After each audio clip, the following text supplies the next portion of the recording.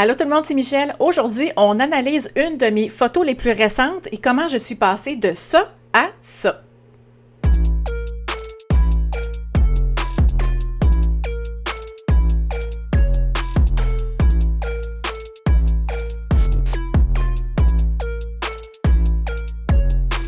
Bon, je suis excitée pour deux raisons. En fait, pour trois raisons aujourd'hui. La première, c'est parce que je prépare une vidéo pour vous. La deuxième, c'est parce que... Regardez bien ça.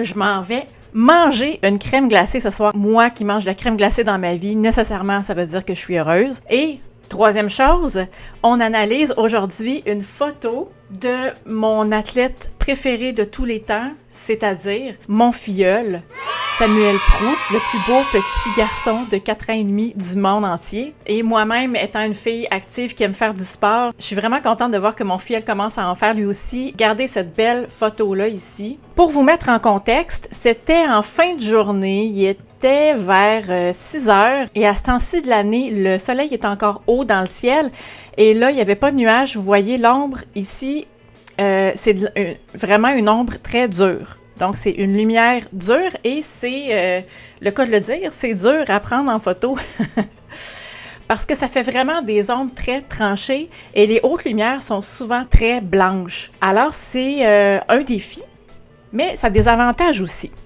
Alors, je me suis placée volontairement à contre-jour. Le soleil était dans le ciel en arrière de Samy, donc de Samuel, et moi, j'étais face à la source de lumière, donc face au soleil, pour avoir un effet de détourage. Donc, vous voyez ici, la lumière va détourer ses cheveux et ses épaules, le contour de son corps, et va aussi mettre en valeur toutes les particules qu'il y a dans l'air. Et le sol était mouillé parce qu'il y avait plu, c'était pas très sec. Alors, quand il courait, il y avait tout le temps des petites gouttelettes qui revolaient. Et le fait d'être en contre-jour comme ça va vraiment faire sortir les textures dans la photo. Mon analyse pour la photo, j'aimais beaucoup son expression du visage, j'aimais beaucoup la composition. J'ai pratiquement pas recadré cette photo-là, c'est pas mal le raw que vous voyez là. Ce que j'ai décidé de faire, j'ai vu un excellent potentiel de photo noir et blanc. Un truc pour pouvoir bien déterminer quand une photo est un bon potentiel de noir et blanc, puis ça je l'explique déjà dans une autre vidéo que j'ai déjà fait, c'est quand on plisse les yeux, si on voit des formes distinctes, comme là on voit clairement que Sam est plus foncé que l'arrière-plan, puis même son visage qui est plus pâle tombe à être vis-à-vis l'arrière-plan qui est plus foncé. Donc, ce que j'ai fait, j'ai ouvert mon fichier RAW dans Photoshop, j'ai fait des petits tweakings dans Camera Raw, et ensuite, j'ai ouvert mes filtres et j'ai été dans Luminar AI. Je ne ferai pas tout le processus avec vous de traitement de la photo, mais pour vous donner une idée, ça, c'est après le traitement dans Luminar AI. Alors, vous voyez, j'ai rajouté beaucoup de structure parce que toutes les particules dans l'air et j'ai vraiment amplifié l'effet. Je voulais vraiment que ça ressorte. Les petites gouttelettes ici. J'ai joué avec les contrastes et pour vous donner une idée, cette photo-là, je l'ai prise avec mon Sony A9 et je l'ai prise avec la 100-400.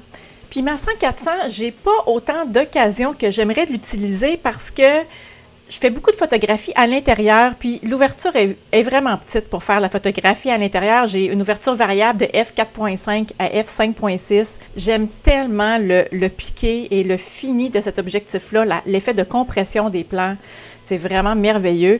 Puis vous voyez, souvent, la 100-400, je l'utilise full compression à 400 mm, 1/500 de seconde, f5.6, ISO 100, parce qu'il y avait beaucoup de soleil. Donc, Luminar AI, avant, après, traitement noir et blanc, augmentation du contraste, augmentation de la structure et des détails. Et étant donné que j'ai une qualité de fichier optimale, parce que mon ISO est à 100, j'ai vraiment pu booster les détails.